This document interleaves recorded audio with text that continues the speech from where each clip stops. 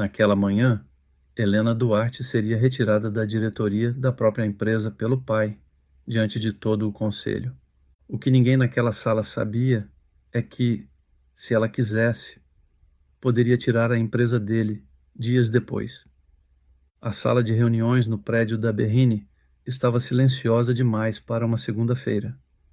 O vidro espelhado refletia a cidade cinza de São Paulo lá embaixo, mas dentro da sala o ar parecia pesado, quase imóvel. Helena estava sentada à direita do pai, como estivera nas últimas 2 décadas. Sempre naquela cadeira, sempre naquela posição.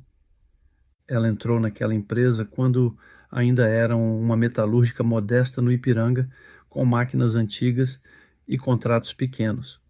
Foi ela quem organizou os processos internos, digitalizou o controle financeiro e convenceu o pai a profissionalizar o departamento de compras. Foi ela quem negociou o primeiro contrato grande com uma montadora do interior. Mas naquela manhã, nada disso parecia ter peso. Antônio Duarte mantinha os olhos fixos na pasta à sua frente. Ricardo, o filho mais novo, estava em pé ao lado do projetor, com um sorriso contido que parecia ensaiado. Helena sentiu a mudança antes mesmo de ouvir as palavras. A partir deste trimestre, começou Antônio com voz firme demais. A diretoria executiva será liderada pelo Ricardo. O silêncio não foi surpresa. O complemento foi. A Helena deixa a função executiva. Passará a atuar em posição estratégica, sem poder deliberativo. A frase caiu como concreto sobre a mesa. Um dos conselheiros mexeu na caneta sem olhar para ela. Outro evitou encará-la diretamente. Ninguém falou nada. Ninguém a defendeu. Helena não se mexeu. Não respirou fundo. Não piscou mais do que o necessário. Existe algum motivo formal registrado para essa mudança? Perguntou com voz estável. O pai finalmente ergueu os olhos, mas não sustentou o contato. A empresa precisa de um perfil mais agressivo neste momento. Perfil agressivo. 20 anos de resultados reduzidos a uma justificativa vaga. Ricardo completou, tentando parecer conciliador. Nada pessoal, Helena. É estratégia de crescimento. Nada pessoal. Quando alguém diz isso, sempre é. Nos últimos meses, Helena vinha questionando a expansão acelerada do irmão. Ele assumira linhas de crédito altas, antecipara recebíveis e aumentara a exposição cambial da empresa. Ela pedira auditoria externa, pediu análise independente, pediu prudência. O pai interpretou como deslealdade. Você precisa confiar no seu irmão, ele dissera semanas antes. Ela respondeu apenas, eu preciso confiar nos números. Mas ali, naquela mesa, a narrativa era outra. Ricardo era ousado. Ela era resistente. Ele era moderno. Ela era cautelosa demais. A reunião continuou como se nada extraordinário tivesse acontecido. Projeções otimistas apareceram no telão, gráficos ascendentes, planilhas organizadas. Helena sabia que parte daqueles números estavam sustentados por dívida, não por lucro real. Mas agora, oficialmente, ela não tinha poder de voto. Quando a reunião terminou, as cadeiras arrastaram no chão de madeira. As pessoas saíram em silêncio desconfortável. Um gerente antigo, que ela mesma havia contratado 10 anos antes, se aproximou discretamente.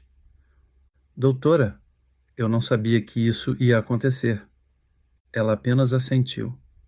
Não era a primeira vez que era subestimada por ser filha mulher.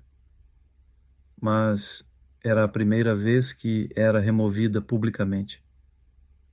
Ricardo passou por ela antes de sair. Espero que você entenda, disse baixo. Helena o encarou. Eu entendo mais do que você imagina. Ele não percebeu o peso daquela frase. Naquela mesma tarde, ela voltou para sua sala, que agora oficialmente não comandava mais decisões. Sentou-se na cadeira e fechou a porta. Não chorou. Não ligou para ninguém. Apenas abriu uma pasta no computador com um nome neutro. DP sublinhado estrutura. 2 anos antes, quando começara a suspeitar das movimentações financeiras, ela fizera algo que ninguém sabia. Procurou um escritório empresarial discreto no Itaim Bibi. Pediu análise detalhada dos contratos bancários. Descobriu cláusulas que o pai assinara sem consultar o conselho. Garantias pessoais. Índices de alavancagem perigosos. Descobriu que, se determinados números fossem ultrapassados, o banco poderia exigir reestruturação imediata ou entrada de novo controlador. Antônio assinara aquilo para acelerar crescimento, sem contar a ela, sem contar ao conselho. Helena não confrontou na época. Em vez disso, agiu.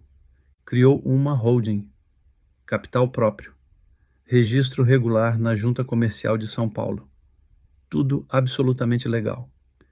Depois, negociou silenciosamente com o banco a cessão de parte do crédito da empresa para essa holding.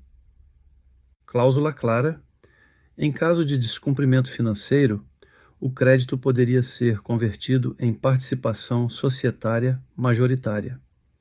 Ela nunca contou a ninguém. Nunca quis usar, mas não permitiria que 20 anos de trabalho fossem destruídos por imprudência. Agora, sentada sozinha na sala que já não tinha o mesmo peso, Helena percebeu algo importante. Eles achavam que haviam tirado o poder dela. Mas poder em São Paulo não está apenas na cadeira, está nos contratos. E eles ainda não tinham ideia do que estava prestes a acontecer. 3 semanas depois da mudança na diretoria, a atmosfera na empresa já não era de euforia, mas de tensão contida. Ricardo assumiu o comando com energia exagerada, reuniões mais longas, metas mais agressivas, discurso motivacional quase diário. Ele queria provar que o pai estava certo. Helena observava, sem interferir diretamente, sem confrontar em público, mas observando cada relatório que ainda chegava até ela por obrigação estatutária. Os números começaram a mostrar pequenas fissuras. Um dos principais clientes, uma montadora do interior de São Paulo, atrasou pagamentos por dificuldades internas. Nada alarmante isoladamente. Mas a empresa agora estava mais exposta do que antes. Ricardo havia antecipado recebíveis contando com pontualidade absoluta. O fluxo de caixa apertou. Ele tentou compensar, acelerando vendas com desconto. Margem caiu. Helena pediu uma reunião técnica para revisar projeções. Ricardo recusou. Agora eu decido, disse, sem agressividade, mas com firmeza suficiente para deixar claro o novo equilíbrio. Ela apenas respondeu, certo, mas naquela mesma semana recebeu um e-mail do banco solicitando atualização de índices financeiros trimestrais com urgência. O tom não era cordial, era preventivo. 2 dias depois, o gerente responsável pela conta empresarial solicitou reunião presencial na sede da Berrini. Ricardo tentou minimizar diante do pai. Procedimento padrão. Antônio quis acreditar. Na manhã da reunião, a mesma sala de vidro parecia menor. Dessa vez, além do gerente, havia um advogado do banco. Isso não era procedimento padrão. Helena estava presente, oficialmente, apenas como estratégica. O gerente abriu a pasta sem rodeios. Precisamos falar sobre os índices de alavancagem e cobertura de dívida. Ricardo manteve postura confiante. Estamos dentro da margem projetada. O advogado do banco interveio. Dentro da margem projetada anterior, não da atual. Silêncio. Helena observou o pai, pela primeira vez, demonstrar desconforto real. O gerente continuou. Caso o próximo fechamento confirme a tendência, a empresa poderá entrar em descumprimento técnico de cláusula contratual. Ricardo franziu a testa. Descumprimento técnico não é default. O advogado respondeu com calma calculada. É suficiente para ativar mecanismos de proteção contratual. Antônio respirou fundo. Que mecanismos? O advogado folheou os documentos. Cessão de crédito previamente acordada. Helena não se mexeu. Ricardo olhou confuso. Que cessão? O gerente ajustou os óculos. Parte do crédito foi cedida a uma holding específica há 2 anos. O pai virou-se abruptamente para Ricardo. Você sabia disso? Não. O advogado completou. A cessão foi registrada regularmente e está válida. Antônio encarou Helena pela primeira vez naquela reunião. Você sabia disso? Ela sustentou o olhar. Fui eu quem estruturou. O silêncio agora era diferente. Não era constrangimento, era choque. Ricardo levantou da cadeira. Você comprou dívida da nossa própria empresa? Eu adquiri risco que ninguém estava monitorando. Sem falar com a gente? Ela inclinou levemente a cabeça. Como o senhor assinou garantias pessoais sem falar comigo? O pai sentiu o golpe. O gerente interrompeu antes que a discussão saísse do controle. Independentemente das decisões passadas, o fato é que, se houver rompimento de índice, a holding poderá converter crédito em participação societária. A palavra ficou suspensa no ar. Participação societária. Ricardo entendeu primeiro. Participação majoritária? O advogado confirmou com um leve aceno. Antônio empalideceu. Ele sempre controlara cada porcentagem daquela empresa. A ideia de perder o controle da própria empresa para a filha era impensável. Helena falou com voz estável. A conversão não é automática. Existe prazo. Quanto? Perguntou o pai. 15 dias após notificação formal. O gerente confirmou. Estamos aqui justamente para evitar esse cenário. Ricardo passou a mão pelo cabelo, nervoso. Isso é absurdo. Você armou isso. Helena respondeu sem alterar o tom.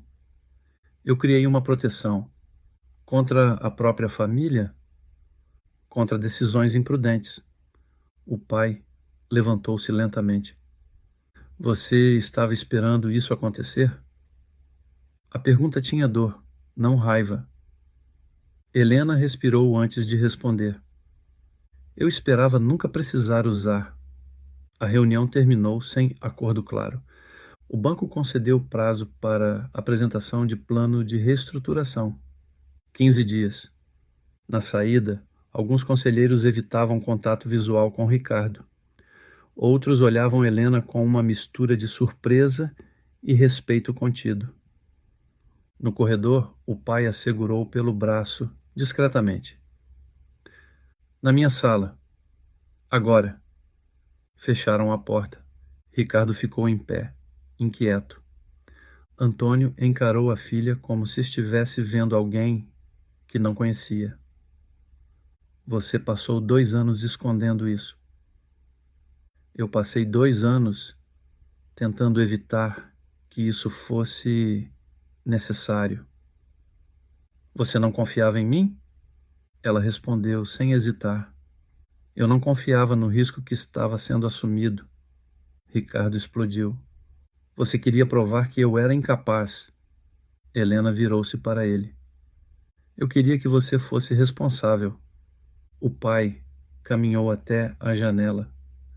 São Paulo se espalhava lá fora, impiedosa e indiferente.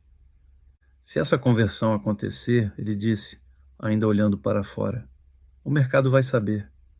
Ele entendia o peso disso.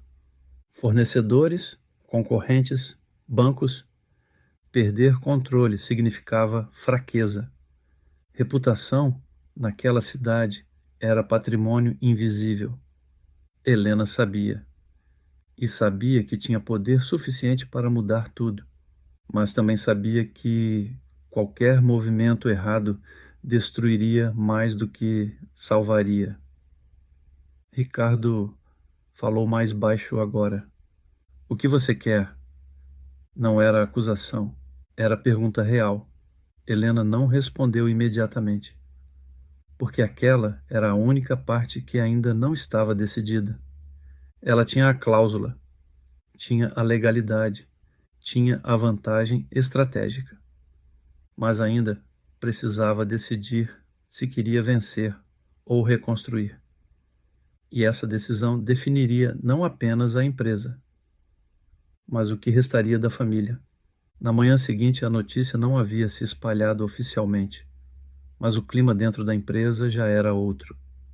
Em São Paulo, informações delicadas raramente permanecem confinadas a uma única sala de reunião. Um gerente financeiro comentou com outro.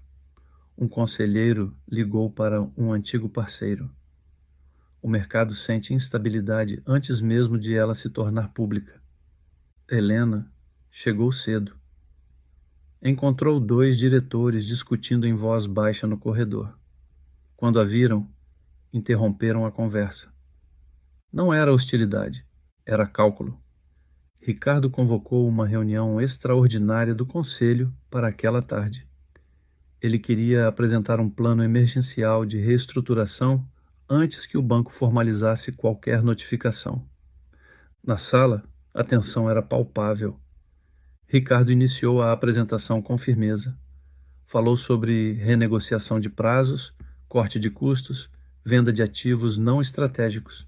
O discurso era tecnicamente correto, mas havia pressa nas palavras. Helena ouvia em silêncio. Um dos conselheiros, antigo amigo do pai, interrompeu. E quanto à cláusula de conversão? Ricardo hesitou por meio segundo. Estamos tratando disso internamente. O conselheiro insistiu. Internamente com quem? O silêncio voltou. Todos olharam para Helena. Ela percebeu o momento exato em que deixou de ser ex-diretora e voltou a ser peça central.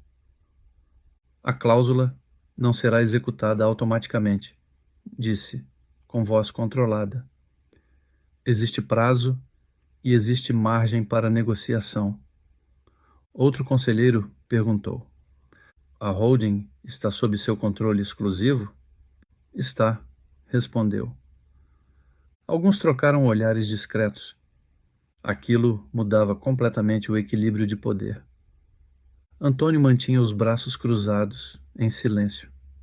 Pela primeira vez, não conduzia a reunião. Observava. Ricardo tentou retomar controle. O foco agora é evitar rompimento. Helena completou. O foco deveria ter sido evitar exposição excessiva há 2 anos. A frase foi firme, mas não agressiva. O pai fechou os olhos por um instante. O peso do erro começava a se tornar público dentro da própria governança. Um dos conselheiros perguntou algo que ninguém havia ousado até então. Caso a conversão ocorra, quem assume a presidência?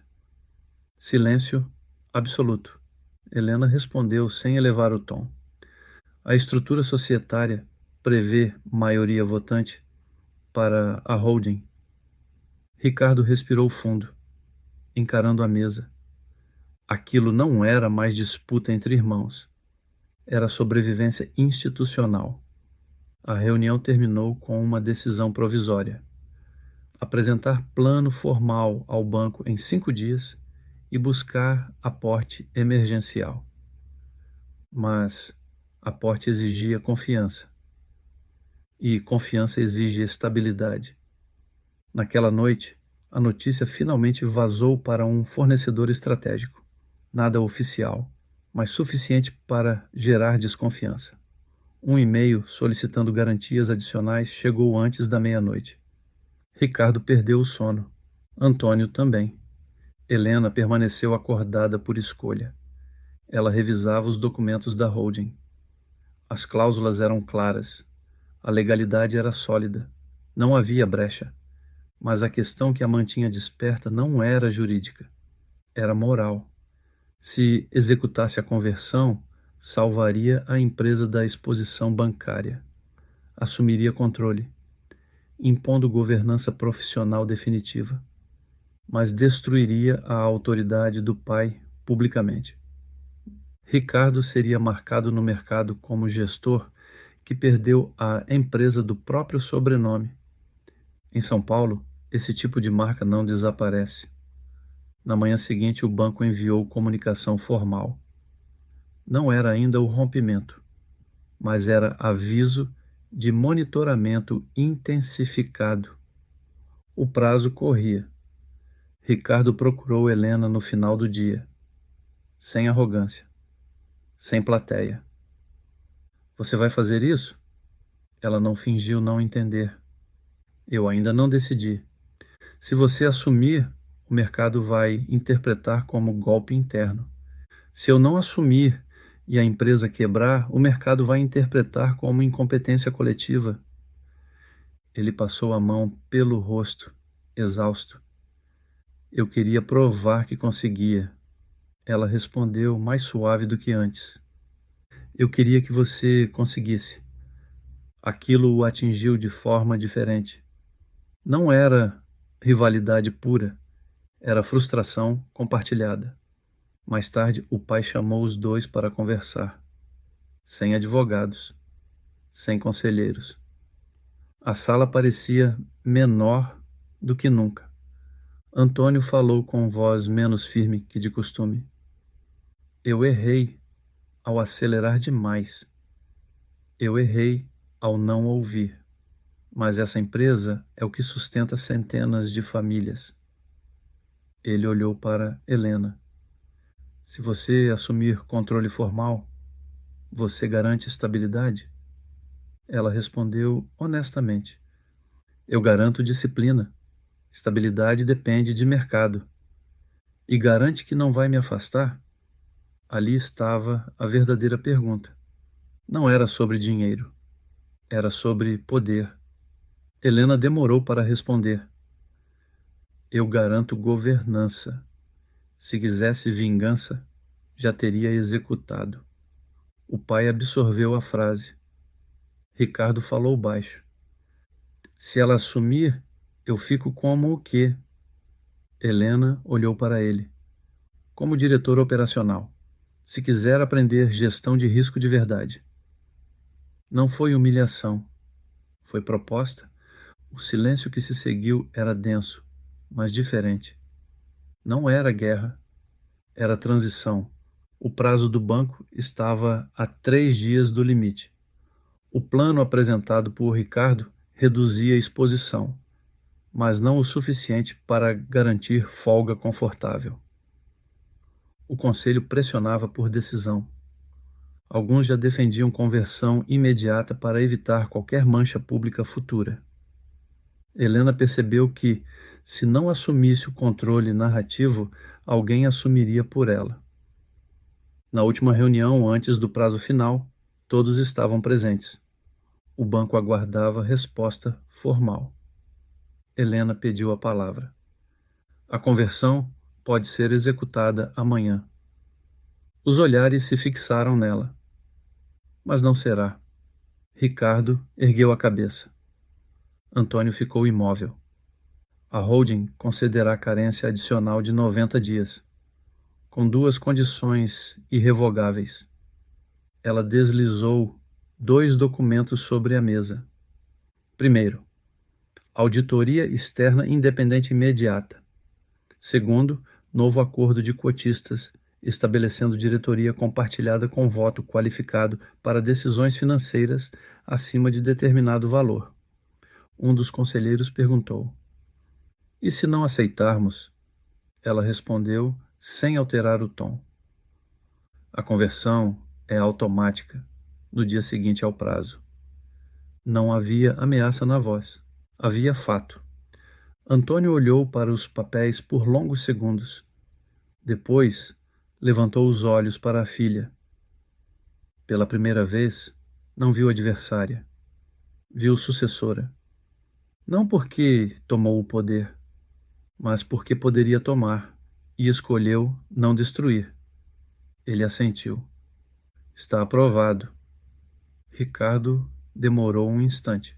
Depois também assentiu. Não era derrota. Era aprendizado forçado. O banco aceitou a prorrogação formalizada.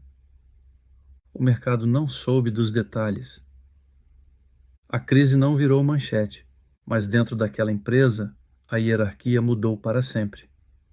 Helena não precisou executar a cláusula. Precisou apenas provar que podia. E isso foi suficiente. Nos dias seguintes, a mudança não foi anunciada como vitória de ninguém. Foi comunicada como reestruturação estratégica. Em São Paulo, a forma como algo é comunicado costuma ser tão importante quanto o que realmente aconteceu. O mercado recebeu a informação como amadurecimento de governança, auditoria independente, revisão de política de risco, nova estrutura decisória, nada que indicasse crise iminente, nada que revelasse o quão perto estiveram de perder o controle. Mas dentro da empresa, todos sabiam que algo irreversível havia ocorrido. Ricardo começou a chegar mais cedo. Pela primeira vez, pedia relatórios detalhados antes de aprovar qualquer operação de crédito. Ele passou a questionar fornecedores, revisar contratos, ouvir o departamento financeiro com atenção real. Não era medo, era consciência. Helena não assumiu postura triunfante. Não mudou de sala, não trocou equipe. Apenas passou a participar das decisões financeiras com voto vinculante, conforme o novo acordo de cotistas. Sua presença nas reuniões deixou de ser tolerada e passou a ser necessária. Antônio observava em silêncio essa nova dinâmica. Durante 40 anos, ele fora a palavra final, a assinatura decisiva, o centro da autoridade. Agora, antes de qualquer decisão relevante, ele olhava para os dois filhos. Não era fraqueza, era aprendizado tardio. Certa tarde, semanas depois da crise, um dos fornecedores mais antigos pediu reunião particular com Antônio. Queria entender os rumores de mudança estrutural. O pai ouviu as preocupações com calma e respondeu algo que nunca havia dito antes. Hoje, temos mais controle do que tínhamos antes. Era verdade. Porque controle não é concentração cega, é equilíbrio. Naquela noite, já quase 8 da noite, Helena permaneceu sozinha na sala de reuniões. A cidade iluminada refletia no vidro como se São Paulo nunca dormisse. Ela passou os dedos sobre a mesa onde meses antes fora publicamente retirada da diretoria. Lembrou da sensação de humilhação, do silêncio constrangedor, dos olhares desviados. Se tivesse reagido impulsivamente naquele dia, talvez tivesse rompido ali mesmo. Talvez tivesse criado conflito aberto. Talvez tivesse sido vista como ambiciosa demais. Mas esperou, estruturou, protegeu. A porta se abriu devagar. Antônio entrou sem formalidade, sem paletó. Ainda aqui? Perguntou. Sempre tem algo para revisar, respondeu ela. Ele caminhou até a janela e ficou ao lado dela. Durante alguns segundos, nenhum dos dois falou. Eu demorei para entender, ele disse por fim. Força não é quem fala mais alto, é quem aguenta mais pressão sem quebrar. Helena não respondeu imediatamente. Eu nunca quis tirar o seu lugar, ela disse com sinceridade tranquila. Eu só não queria assistir tudo desmoronar. Ele assentiu lentamente. Quando você criou aquela holding, você já sabia que um dia poderia precisar dela? Eu sabia que podia precisar. Não sabia se teria coragem de usar. Ele a encarou. E teria? Ela pensou por um instante. Se fosse a única forma de salvar a empresa, sim. Não havia desafio na resposta, apenas verdade. Antônio respirou fundo. Então eu estava errado sobre você. Ela virou-se para ele. Sobre o quê? Sobre liderança? O silêncio que se seguiu não era desconfortável. Era reconciliação madura.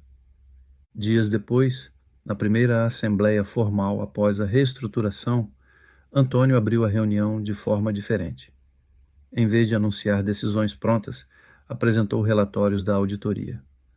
Mostrou ajustes de política financeira. Explicou limites de endividamento. E então, fez algo inesperado. As decisões financeiras estratégicas passarão obrigatoriamente por validação conjunta da diretoria, disse, olhando para Helena antes de continuar. Essa mudança fortalece nossa empresa. Não mencionou a crise, não mencionou erro, mas reconheceu competência. Ricardo pediu a palavra logo depois. Aprendi da pior forma que crescimento sem controle não é crescimento, é risco. A partir de agora, todas as expansões terão análise técnica conjunta. Alguns conselheiros trocaram olhares discretos. A empresa não apenas sobrevivera, tornara-se mais sólida. Ao final da reunião, enquanto as pessoas saíam, um gerente se aproximou de Helena. Parabéns pela condução. Ela respondeu apenas, não era sobre vencer. Era verdade. Nunca foi sobre tomar, foi sobre sustentar. Na saída do prédio, já à noite fechada, Helena parou por um momento na calçada da Berrine. O trânsito seguia intenso. A cidade indiferente às pequenas guerras corporativas que decidiam destinos silenciosamente. Ela percebeu algo simples. O dia em que foi retirada da diretoria parecia, agora, distante.